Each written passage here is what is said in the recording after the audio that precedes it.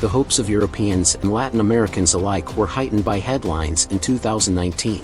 The EU and Mercosur signed a trade deal. With this agreement, a free trade zone including more than 750 million people would be established between Latin America and Europe. The 20-year-old agreement was finally completed, but one country refused to sign it since it was in their way. This country blocked this agreement just as it did numerous other agreements in the past. I am for sure talking about France. Mercosur, also known as the Southern Common Market, is an economic and political group made up of Brazil, Argentina, Paraguay, and Uruguay. This bloc intends to encourage free trade and guarantee smooth movement of people, products, and money within the area. Okay, let's look over this agreement's advantages. Well, access to European technology, medicine, and machinery would be made easier for countries in Latin America. The pact will also significantly enhance European investment in Latin American economies. Particularly after the deal, agriculture is expected to increase at breakneck speeds. One of Latin America's most robust and globally competitive industries is this one. Due to the lack of limits and laws, the climate in South America, and extensive farming and ranching, access to a massive Mercosur market with a 295 million person population and the world's 12th largest economy would be advantageous for Europe.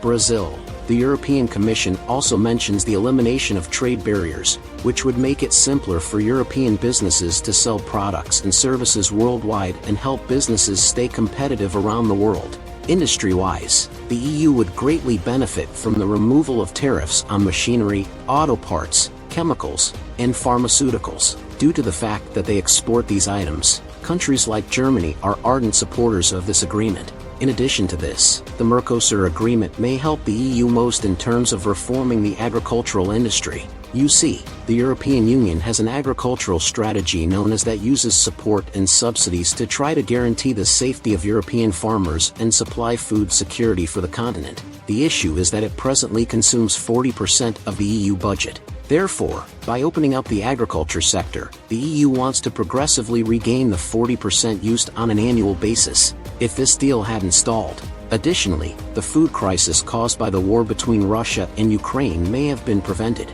Despite being one of Europe's top producers of food, Ukraine's production has been badly hindered by the war without its exports. Significant price increases have been seen in European marketplaces. With the aforementioned economic benefits and the innumerable employment it would produce, if the Mercosur EU deal had been implemented, the costs would not have likely increased to the same extent. This agreement seems to be a win-win situation. It just has one flaw, though. France as a nation is the issue. It is not the first time that France has stopped or blocked a trade agreement, as is the case right now with Mercosur. We shall illustrate this French tendency of obstructing accords by focusing on the Mercosur agreement. In the past, France has attempted to hinder trade negotiations between the US and EU, as well as negotiations between the EU and Australia and New Zealand. So why would the French try to prevent the Mercosur EU pact from happening? France contends that the accord poses a serious threat to the health of Europeans and the environment. Brazil would be motivated to clear parts of the rainforest to enhance agricultural production, the country claims, putting the Amazon rainforest at serious risk. According to a study commissioned by the French government, the agreement will boost South American beef production while also contributing to a 25% increase in deforestation. Brazil. However, it was claimed that this study was evidence of France's protectionist intentions. We will return to this topic. France was particularly worried about the rainforest during Jair Bolsonaro's time as president of Brazil, who lost his bid for re-election last year. Bolsonaro was well known for having little care for the environment and climate change. Health issues constituted the other major point of contention.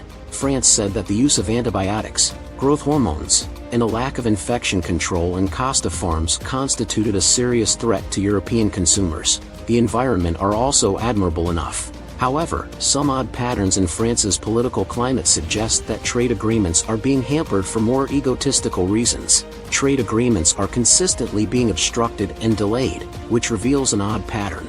If the deal even significantly endangers French markets or industries, France tries to halt it right away. France is fiercely protective and would stop at nothing to prevent foreign influence on its market. For instance, when PepsiCo made a bid for the French yogurt company Danone, it sparked a political uproar in France. Nowadays, it is very common for huge corporations to acquire smaller businesses. However, this action sparked protests from French politicians who were upset about losing a national hero. At the time, Dominique de Villepin was the country's prime minister and vowed to protect France's interests. As a result, France was made fun of, and the phrase strategic yogurt came to represent the country's extreme protectionism. France used its power within the EU to penalize Australia for harming French business by negotiating the EU-Australia Accord. Australia chose to make an agreement with the US and UK, and instead of a military deal where Australia would have purchased 12 French attack-class submarines. As retaliation, France attempted to postpone the anticipated EU-Australia trade agreement. Another odd tendency is that France frequently uses environmental and public health issues as an excuse to oppose trade agreements. The EU's Mercosur agreement with the United States is a good illustration of this. France demanded that the negotiations come to a conclusion and threatened to veto the accord. The cause was revealed by documents Greenpeace obtained to be health and environmental concerns. This is another reason that Mercosur-EU agreement being blocked. Curiously, there is no supporting data for these statements, though. Let's analyze the two arguments in more detail. Europeans still consume food made in the Southern Common Market even if the Mercosur agreement has not yet been signed. In actuality, Mercosur nations send 200,000 tons of meat to the EU. If the health danger was as great as France claims, why not call for an immediate ban? The key difference is that the price is more expensive than what it would have been had the deal been signed. As was already mentioned, Jair Bolsonaro, the president of Brazil, showed little care for the environment or the rainforest. Therefore, it was quite likely that deforestation would increase. However, as you may be aware, he is no longer in office. Lula da Silva, the country's current president, is a fervent supporter of environmental and rainforest preservation.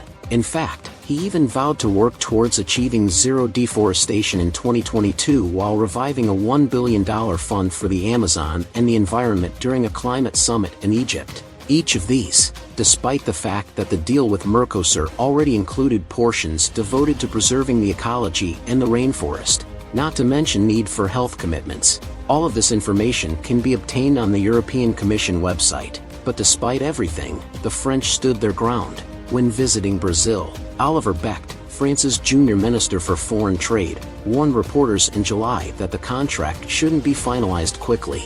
In other words, France will continue to postpone the deal and has no intention of moving forward with it at this time.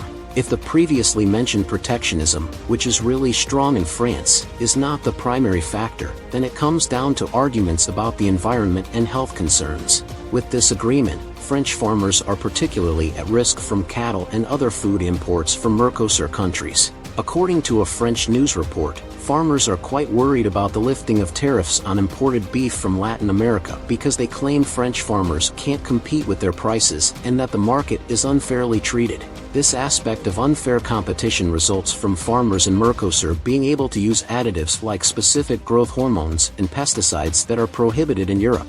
According to the farmers, these benefits make it much simpler and less expensive to produce food and beef in Latin America, leaving it possible to keep up French beef industry organizations. Farmers claim that the agreement will result in between 25,000 and 35,000 French farmers are out of their jobs. For the French agricultural industry, as well as the processors and retailers, this arrangement would be awful. Farmers claim that in addition to having access to hormones and pesticides, Latin America also has far cheaper labor than France, which lowers the cost of production.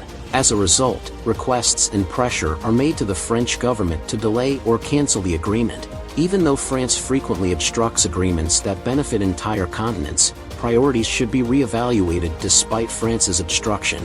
However, there is still hope for the agreement because Brazil's new president will be able to counter the French environmental argument. The accord and inflationary pressures from the Ukraine war are supported by a Spanish presidency of the EU Council. Later this year, the path to signing the agreement might be prepared.